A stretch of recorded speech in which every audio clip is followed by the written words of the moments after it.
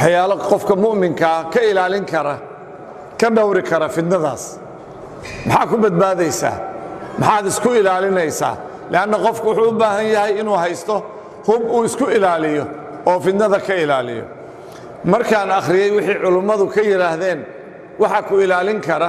qodobka koobaad waxa ii noqday al-iqbaalu cala al-qur'aan al-cadiim qofku inuu u cararo quraanka xaqiisa tilaawatan qiraa'atan tacliiman xifdan qofku inuu quraanka u cararo quraanku waa wasiiladii koobaad ee uu ku sugay nabiga calayhi salaatu wasalaam saxaabadiisii waa wasiilada koobaad ee kugu sugaysa fitnada ka ilaalinaysa laana waxa weeye quraankan aad u jeedaan waa wasiilatu thabaat al-ula waa ma arkaysa wasiiladii koobaad ee nabiga uu ku sugay saxaabadiis waa xablullaahi al-matiin wa nuuruhu al-mubiin waa nuurki ilaahay waa xarigi ilaahay subhanahu wa ta'ala qofkii qabsadana ilaahay waa ilaaliya subhanahu wa ta'ala qofkii ku dhagana ma dhumo nabiga sida ahadiista iyo aayadaha aad ku arkaysaan ilaahay quraankiisa wuxuu ku yiri وقال الذين كفروا لولا نزل عليه القرآن جملة واحدة قرآن كان ما لغو سو دجيه هل مره waxaa 23 sano mufarraq loogu soo dajiyay ilaahay wuxuu ugu jawaabay kadhalika linuthabbita bihi fuadaka warattalnahu tartila kadhalika linuthabbita bihi fuadaka quraankan xaaditha kasto dhacda ilaahay quraan buu soo dajinay ilaahay subhanahu wa ta'ala quraan buu soo dajinay kadhalika linuthabbita bihi fuadaka yani qisaan saaka u sheegay ardada macad al-furqaan oo sugnaanta ku tusinaysa waxaa jiray wiil dhalinyaro bal sugnaanta quraankan ku tusaya markuu soo dago wiilka waxa la dhigi jiray Umayr ibn Sa'ad Umayr ibn Sa'ad wiil yar buu ahaa hooyadiis waxa qabay nin taajir weyn ah oo la al-Julas ibn Suwayd maalintii qaswat Tabuuk waad ogtiin qaswat Tabuuk waxay ahayd dagaalkii ugu kululaa ama kuwii ugu adkaa nabiga uu galay calayhi salaatu wasalaam madiina markii biyihii la helay biyo marka kulaylka zaa'idka ay tahay timirta soo go'da waxay ku soo aaday waqti timirtii soo go'day biyo macaan har qabow qof raba inuu baxo qof iimaan la maahan nabigu minbarka ayuu koray calayhi salaatu wasalaam nabigu markuu dagaalkii ka hadlay oo infaaqii uu ka hadlay Abu Bakar baa yimid wax allaale wixii guriga yaalay buu keenay wuxuu yiri yaa rasuulallah dagaalka ku gal Umar baa ku xigay xoolihiisa nus buu keenay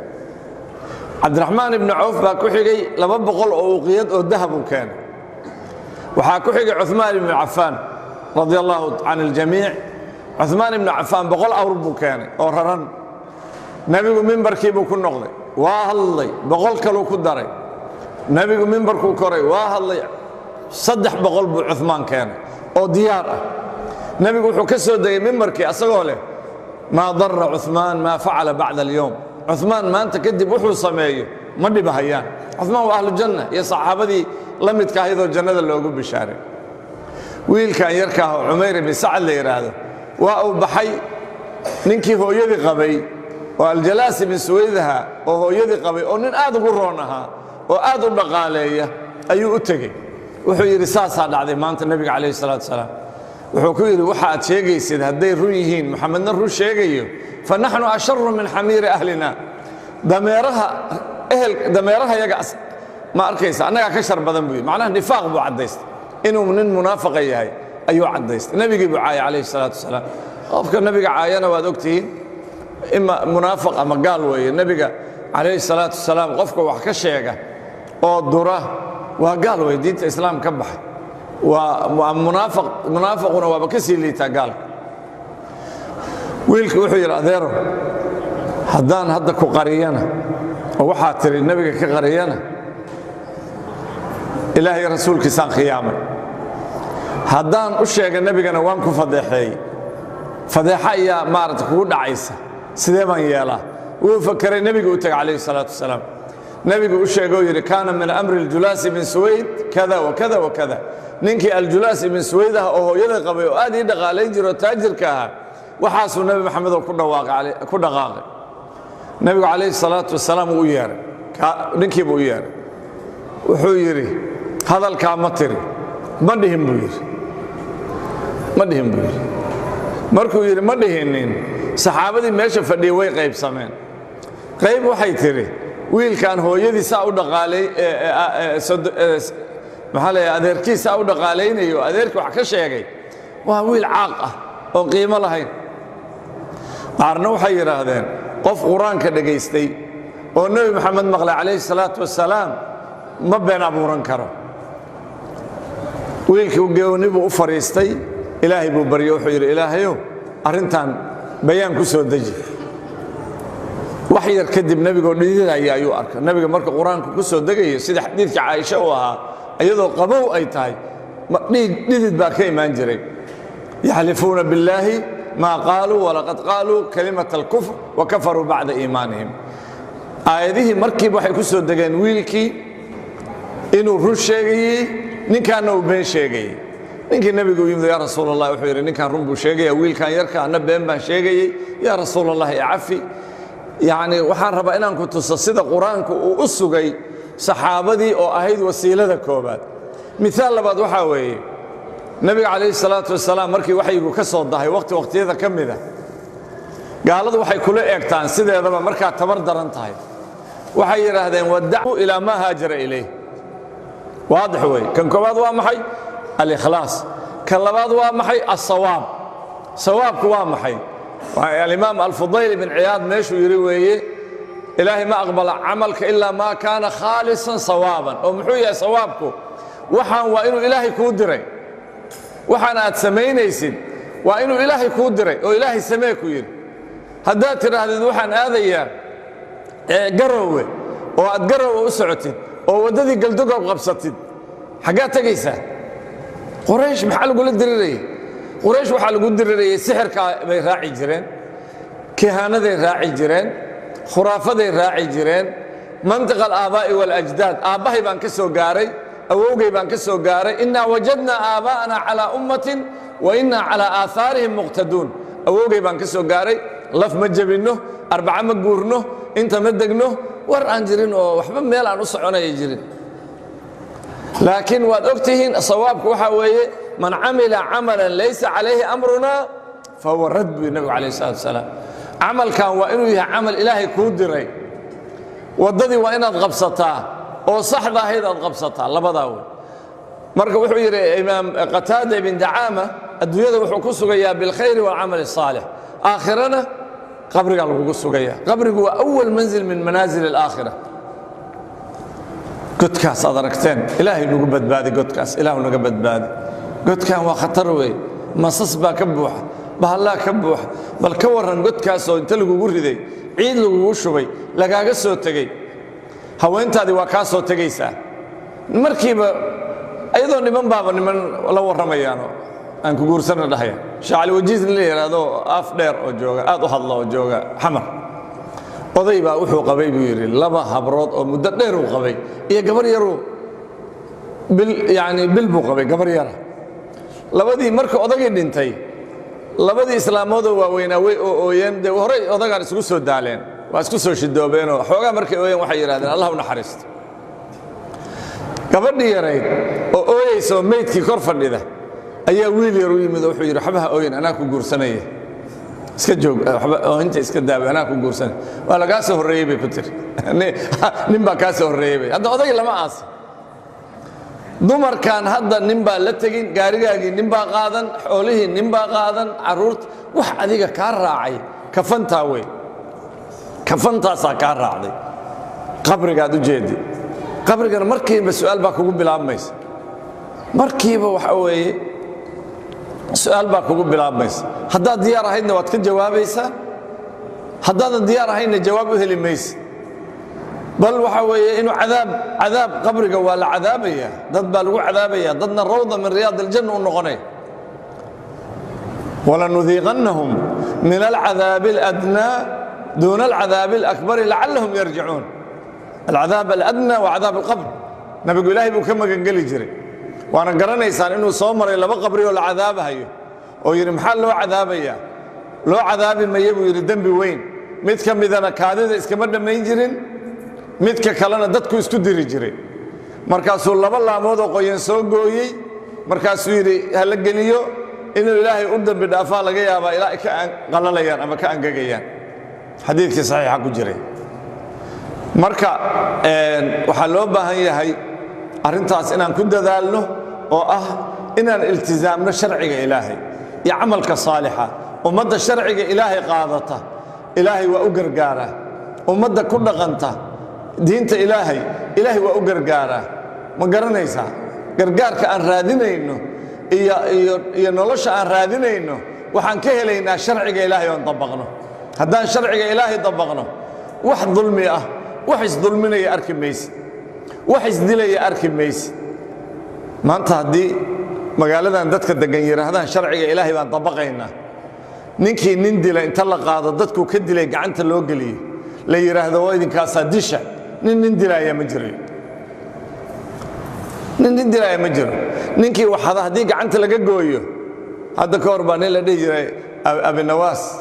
wuxuu yidhi yadun b500 casjadin maa baaluhaa wudiyat b5 diinaarin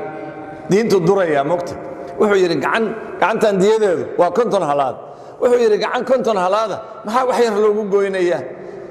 qaar baa mogtahay waxay dhahayaan fawaylun lilmusalliin allahu akbar ninkii tukada wuxuu yidhi maa qaala rabbuka waylun liula wuxuu yidhi maa qaala rabbuka waylun liula sakiru inamaa qaala waylun lilmusalliina ilaahay ma dhihin buu yidhi waa dad iska wareersan haddii shareecada ilaahay la dabaqo nin dilaya ma jirayo nin waxadayaa ma jirayo sharciga ilaahay ya bal hal gacan inta goysaan gaalkacyo dhexdeeda sura kii arkaaba waa cararaya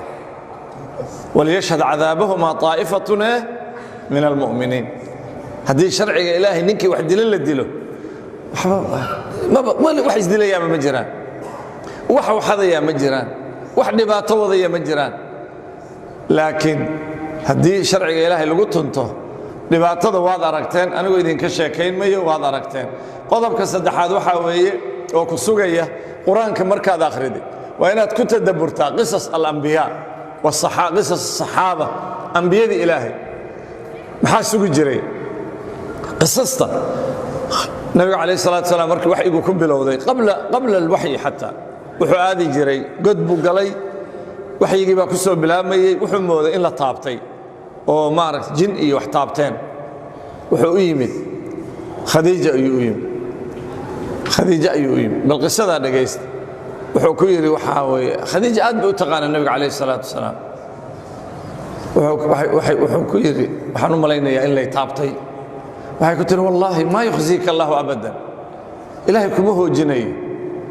markaasay u sheegtay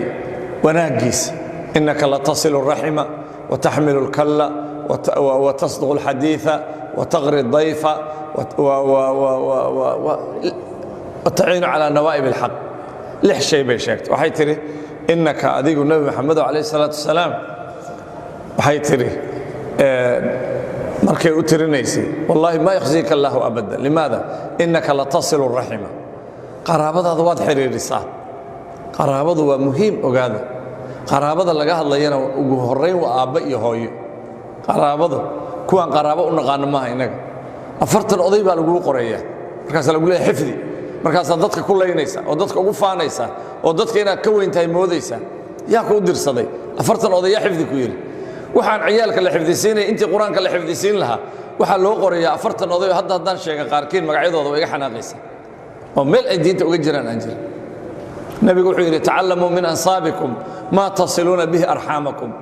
inta aad xiriirin kartaan ka barta qabiilkiinnaba intay xiriirin karta 4 oday ka baro 4 oday wixii ka dambeeya shaqo kuma lihi haba baranin hadduu ku yimaadana intee kala tirsanaadhe hadduu ku yidhaa 6 baan kala tirsanaa raalli hawdhe maxay sunnaha waxba isumani wuxuu ku leeyahay 12 baan kala tirsanaa odaga 12aad baan isugu nimaana waxa isu tihiin male innaka latasilu الraxima wataxmilu اlkalla wuu u raraa dadka masaakiinta wataksibu اlmacduuma wataqri addayfa martigana waa marti gelisaa watasduqu اlxadiiثa warkana run baa ka sheegtaa wataciinu calaa nawaa'ib اlxaq bal adigu qiyaaso qisasta ambiyada ilaahay marka quraanka uu ka hadlay qisasta ambiyada ilaahay wuxuu leeyahay subhanahu wa ta'ala markuu ka soo sheekeeyay qisastii ambiyada iyo ma arkaysaa buu ilaahay wuxuu yiri ilaahay subhanahu wa ta'ala wuxuu yiri wa kullan naqussu alayka min anba'ir rusuli ma nuthabbitu bihi fu'adak qalbigaaga ku sugayna qisastii baa looga sheekeynay bal waxaad suuraysataa imra'atul aziz boqorka xaaskiisii oo qurux badan oo guri boqortooyo joogta markay nabi yuusuf u yeeratay oo tiri macsi igu samee muxuu hoos galay qaala macaada allah qisada markaa dhageysatid hadday gabar la mida ku yeerato taas macaada allah baad leedahay markiiba shahwadaadu waa jabaysaa markiiba ilaahay baad u xasuusanaysaa markiiba macsi u dhawaan maysid qisasta ambiyada nabiga calayhi salaatu wasalaam wixii la dhibay qisastii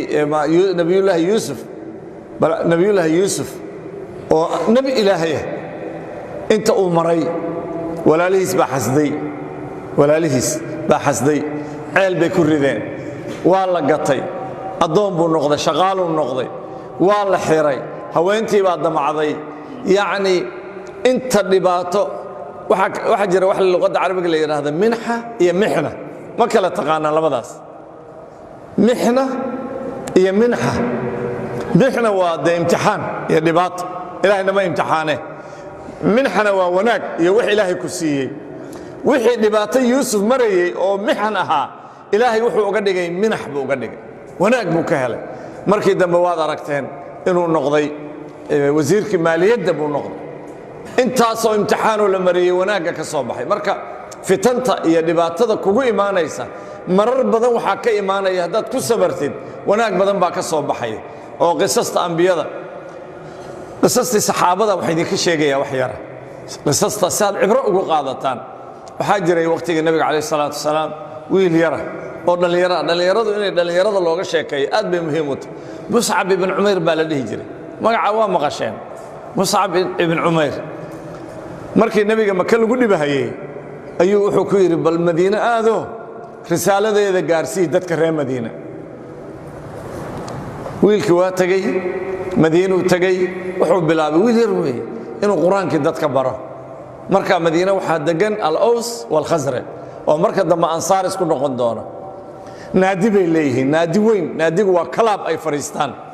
waxaa ka xoog yani oday u ah nin la yiraahdo sacad ibn mucaad oo laga daba hadlin wiilkii muscab ibn cumayraha quraankii buu dadka u bilaabay waxaa soo gaaray sacad ibn mucaad inuu yimid magaalada wiil dadkii diintooda bedelaya oo diin qariib ah wadankii la yimid oo dadkii bedelaya naadigii buu ka hadlay wuxuu yiri waxaan doonayaa wiilkan diinta cusub la yimid qof iga kaafiya qof dilaan doonayaa buu ninay labadooda hooyo walaalo ahaayeen asaga iyo sacad ibn mucaad iyo asaga oo la dhihi jiray ascad ibn zurara ayaa yiri walaal aniga dilay aniga ninka dilay ana dilay ii daabay ascad ibn zurara waa soo tagay wuxuu u yimid wiilkii quraan akhrinay quraankii buu maqashiyay inuu dilo ugu socdaa quraankii buu maqashiyay quraankii markuu dhageystay carabi ahaa carabiga way fahmayeen meeshii buu ku islaam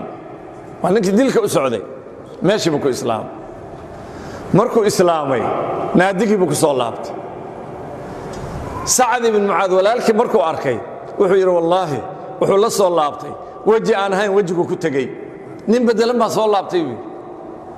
markaasuu yiri maxaa dhacay markaasuu walaalow waxaan ka codsanayaa adiga wax kala goyn karee ninkan u tago soo dhageyso waxa uu sheegay sacad ibn mucaad waa soo tagay muscab ibn umayr buu yimid quraankii buu dhageystay waa islaamay markaas sacad ibn mucaad 30 sano jira waa 30 jir wuu soo laabtay wuxuu yimid kalaabkii ama naadigii wuxuu yiri waxaan idin weydiiyay anigu dhexdiina maxaan ka ah waxay yiraahdeen sayyidul mutaac waxa tahay nin aan laga daba hadlin yani nin aan laga daba hadlin baa tahay ninka madaxda noo wuxuu yiri hadalkiinu xaraam buu iga yahay inaad caawa kulligiin islaamtaan maahan oo diinta islaamka soo gashaan maahan mu'arrikhiintu waxay leeyihiin habeenkaas madiino dhan way islaantay say u dhamayd ilaa dhowr guri maahan dhowr guri baa ka haray asagii waa markuu islaamay 70 sano adiga islaam tahay 80 sanaad islaam tahay qof diinta ma soo gelis qof ma hanuunisay diinta wax ma ku soo ziyaadis markuu soo islaamay buu magaaladii oo dhan soo islaamay 36 jir asagoo aan waa la dilay dagaalkii wuxuu ku dhaawacmay maxaa la yiraahdaa dagaalkii yuhuudda lagu la dirirayay madiina looga kicinayay bani qurayda dagaalkii bani qurayda wuu ku dhaawacmay 6 sano islaam aha markaa 36na waa ku dhintay waxa axaadiis ku soo degtayna waad yaabaysaa oo maaragtay ajarkiisa iyo xasanaadkiisa iyo ma arkaysaa marka adiga waxa laga yaabaa midkeen inuu 30 sano 70 sano inuu diinta ku jiro oo uusan diinta waxba u qaban bal uu diinta dhib ku yahay oo uu diinta dhibayo oo ma arkaysaa uusan diinta inuu wax u tara maahane marka qisastaas aad iyo aad bay muhiim u tahay in maaragtay diinta islaamka aad wax ku soo ziyaadis oo wax u qabatid oo diinta islaamka aad maaragtay gacan u noqotid aad bay muhiim u tahay inaad diinta islaamka aad maaragtay maxaa la yiraahdaa wax u noqotid arrintaasna aan ku dadaalno waa qisaska ambiyada aad iyo aad bay muhiim u tahay arrintaas wax badan baan ka sheegi karnaa laakiin waqtigan ka faa'iideysanayna arrinta afraad waxa weeye ducaa ducadu waa sifaadka adoomada ilaahay wanaagsan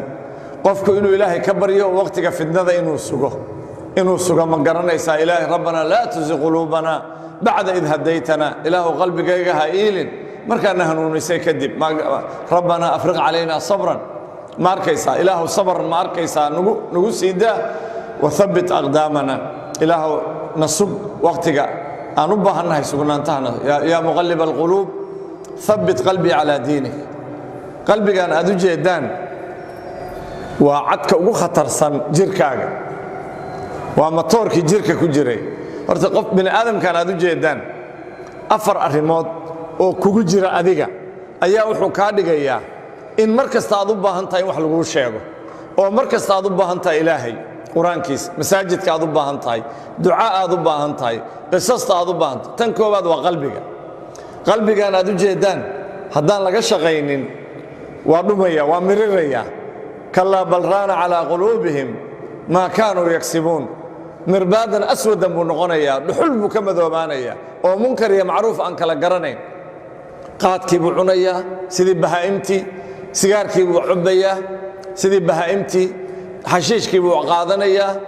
ma garanaysaa zinadii buu gelayaa dadkii buu kufsanayaa dadkii buu laynayaa leanna qalbigiisu waa meyd wey qalbigiisaa dhintay nabiguna mar kasta calayhi afdalu salaatu watasliim wuxuu dhihi jiray ilaahu qalbigay diinta ku sug qalbiga qalbi waxaa loogu bixiyey wuu isrogrogaa wuxuu yidhi wamaa sumiya alinsaanu ilaa linafsihi wala alqalbu ilaa annahu yataqallabu insaanka insaan waxaa loogu bixiyey hilmaan qalbigana qalbi waxaa loogu bixiyey wuu isrogrogaya markuu caafimaadka qabo wuu kibraya markuu carruur badan dhalo carruur badan markuu leeyahay waa isla weyn madaxa weynaanaya wiilal badan baan leeyahay buu leeyahay dulmi buu diyaar u yahay ma garanaysaa markii uu jiran yahana taahiisa lagama joogi karo markuu faqiir yahay waa eed sheegan markuu qani yahana waa qooqin qalbigaas waa in lagu dadaalaa qodobka labaad waa naftaan aad u jeedaan bal adigu quraan akhri way hurdoon wax kaloon macno lahayn ku mashquul nashaad baa gelaya ma arkaysa wamaa ubari'u nafsii ina nafsa la amaaratun bisuu naftaas waa alamaara bisuu nafta ku xigtoo ka sarraysana laa uqsimu biyowmi alqiyaama walaa uqsimu binafsi allawaama midda iscanaananaysa ilaahay u noqon mayo ilaahay u dembigayga dhaaf midda saddexaadna waa yaa ayatuha nafsu almutma'inna irjici ilaa rabbi waxaa la doonayaa inaad naftaada ka soo qaadid min alamaara ila almutma'inna ila allawaama ila almutma'inna in sha allahu tacaala shayga saddexaad waa dabciga insaankan aad u jeedaan nabigu calayhi salaatu wasalaam wuxuu yidhi ina shayطaana yajri min ibni aadama majra dami dhiigga halbowlaha dhiiggu ordaa shaydaanku maraya insaanka ordaya waa caroonaya qori buu raadsanaya qof buu dilaya naf buu qaadaya bini aadamku yani waxa weeye dabcigaas ayaa keenaya iyo midda afraad oo caqliga ah ma doonayo inaan ku dhaara hadda waxaa soo baxay niman leeyahay maandoon baana la yidhaahdaa bay waa Soomaali haye maandoon oo maxaad ahaydeen caqligeeyagaan raacayna anagu caqligeeyaga diin noo ah ma caqli bini aadan baa diin noqon kara ma caqli bini aadan baa wax wanaagsan ka filaysaan inteenaan ma isku caqli baana hadda isku caqli ma nihin ma garanay maandoon waxay ku leeyihiin quraanka kaliyaan qaadanayna anagu ma ahna quraanka laftigiisa caqligaan u bandhigaynaa quraanka laftigiisa caqligaan u bandhigaynaa bay leeyihiin oo ma aragtay caqligu hadduu caqli fiican yahay quraanka ma khilaafo laakiin caqli qalloocsan oo khariban marka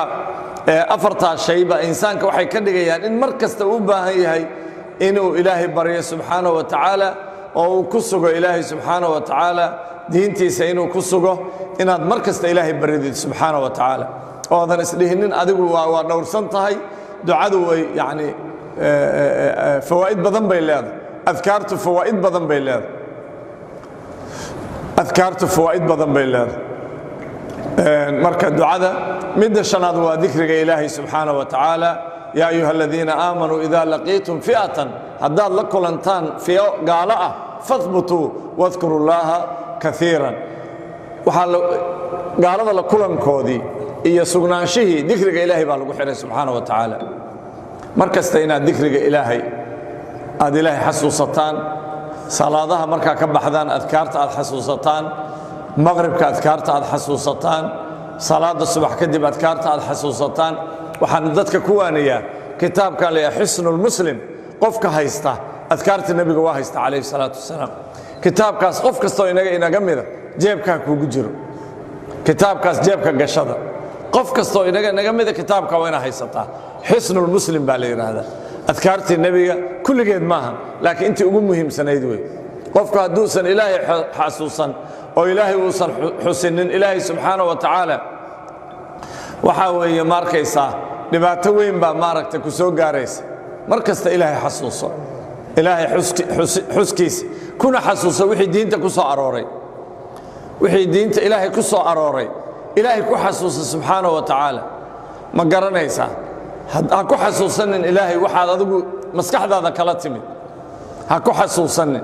ilaahay quraankiisa iyo sunnada nebiga calayhi salaatu wasalaam soo kulliga nebiga ma jeclin sunnadiisa aan qaadanno ayadaa inugu filan yani qof warkiis muhiim ma ah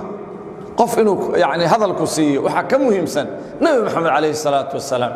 leanna nebigan risaala loo soo dhiibay balliq maa unzila ilayka min rabbika la yidhi in waxaanaan kuu soo dhiibnay dadka gaarsii baa la yidhi asagana waa na soo gaarsiiyey markhaati baan ka nahay nebigu inuu na soo gaarsiiyey si saxa noo soo gaarsiiyey maxaa inaga sida alimaam moxamed ibnu muslim ibnu shahaabin الzuhriy wuxuu leeyahay cala allahi tanziil wa cala rasuuli tabliiq wa calayna tasliim shaqadu waa saddex qaybood wey ilaahay qur-aankuu soo dejiyey cala allahi tanziil wa cala rasuuli tabliiq nebiguna wuxuuna soo gaarsiiyey tafsiirkii waanzalnaa ilayka adikra litubayina linnaasi maa nuzila ilayhim wa calayna tasliim innaga waxaa laynaga rabaa inaan inaga raacno ayaa laynaga rabaa marka dikriga ilaahay hadda ma rabo inaan ku dheeraado dikriga ilaahay waa wixii ku soo arooray qur-aanka iyo sunnada nebiga calayhi salaatu wasalaam aahaartaa saxiixa aan ku dadaalno dikriga qardajeexa aan iska dayno maaragtay maxaa leeyahay hadda dad badan baa waxaan ku arkaa bir baa halkaa ugu jirta china lagu soo sameeyey bal china waxay leedahay tasbiixsada xaggee china ayagu may tasbiixsadaan waa 1.7 bilyan oo buudhista ah oo qof kastoo Soomaaliya bir baa halkaa ugu jirta markaas uu leeyahay maalin wayta Nairobi anoo jooga nin saaxiibnahan arko wuxuu yiri maanta 100,000 goor baan tasbiixsaday bir 100,000 saaka saan u bilaabay yiri la caawa 100,000 oo yaa ku dirsaday waxaan baan ku yiri waxaan lagu dirsan uu isdaaliyay waa qardajeex oo waali 100,000 asagu wuxuu isleeyahay wanaag baad oo nabigu wuxuu weeyay 33 goor buu tasbiixsan jiray 33 hadda xadiidka nabiga akhriday qaar waxay dhahaan subhanallah subhanallah waa xeeladaysi wuxuu fartiibu saddex ka dhigay midna bir buu wataa laakiin nabiga uu noqon raadkiis muxuu sameyn jiray nabiga calayhi salaatu wasalaam kaana yaqbidu wa yabsutu subhanallah subhanallah subhanallah subhanallah subhanallah oo midigta ah raaca qaata nabiga warkiis bidix baana shaqo kale haysaa ku istijoonaysa wax badan baa ku qabsanaysa laakiin saan Abdullah ibn Mas'ud baa wuxuu arkay dad dhagax soo gurtay 100 dhagax baan soo gurtay masaajidka nabiga kaleey salaam markaas uu leeyahay subhanallah 100 dhagax markaas wuxuu yiri laba mid weeye buu inaad la timid hanuun nabi maxamed ka fadli badan iyo inaad albaab dadka lagu dhumiyo aad u jeexday labada mid weeye qodobka ku dheeraan mayo qodobka lixaad waxa weeye in aad kaalmaysatid dadka ku sugaya dadka dad baa suga qof kasta ma sugi karo maalintii nabiga la oofsaday calayhi afdalu salaatu wa tasliim Umar soo nin geesiya ma ahayn sidaad maqasheen Umar waa isdhiibay markii nabigu dhintay calayhi salaatu wa salaam Abu Bakar waa nin tabar daran buu ahaa markasta Aisha waxay ku dhihi jirtay markuu nabigu yiraahdo markuu xanuunsanaa nabigu calayhi salaatu wa salaam wuxuu dhihi jiray mur Abu Bakr falyusalli bin nas Abu Bakr u sheeg dadka ha tujiye Aisha waxay leedahay Abu Bakr waa nin oo him badan oo daciif ah Umar dadka ha tujiyo nabigu wuxuu leeyahay maya markii nabiga la oofsaday Umar waa isdhiibay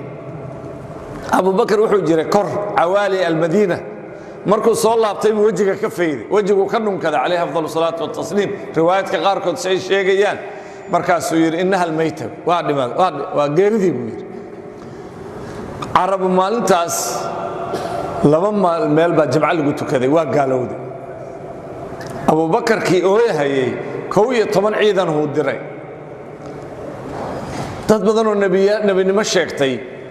oo ninkii la dhigi jiray Musaylama al-Kadhaab oo meesha la al-Yamama iyo reerkiisii oo Bani Hanifa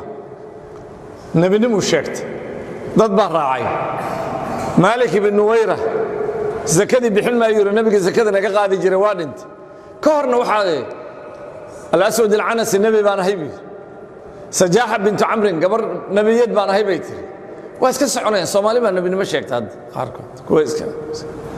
say qaad cunayeen bay nabi baan u dhahay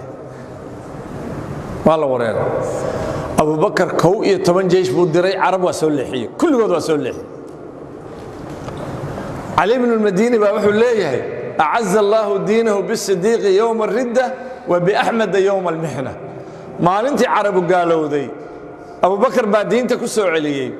maalintii ninkii al-Ma'mun la dhihi jiray oo Ahmed ibn Hanbal ku garaacay Quraanku waa makhluuq iyo makhluuq ma ahna Ahmed ibn Hanbal baa dadka diinta ku sugay inaad leedahay adduunka waxa uu fiican inaad leedahay qof saaxiib oo Ilaahay ku xasuusiyo haweeneyda aad qabtid markay ku tiraahdo salaada u kac ama aad tiraahdo adigu salaada u kac oo caruurtaada salaada u kicisid nolosha macaankeedu intaa way Ahmed ibn Hanbal waa la soo qaaday maamuun baa loo wadaa waa lagu dilayaa baa la barito waa lagu dilayaa baa la qisadiisu way dheertahay hal qisaan ka soo qaadanaya waxa la socday wiil dhalinyaro oo leh Muhammad ibn Nuux Ahmed baa wuxuu ku yiri barito ninkii baa la ii geynaya inuu idilana waa dhici kartaa wuxuu yiri Ahmedow innaka lasta mithli anigoo kale ma tihid buu yiri dadkii barito waxay qoortooda kor ugu qaadeen inay maqlaan waxaad dhihi doontid fathbut li amri Allah ku sugnow amarka Ilaahay buu ha ajiibin buu waa dhimanaysa qof aan dhimanayn miyaa jira wala wiilal yareero gaalka ay jooga waxay leeyihiin Ilaahay dadka ma dilo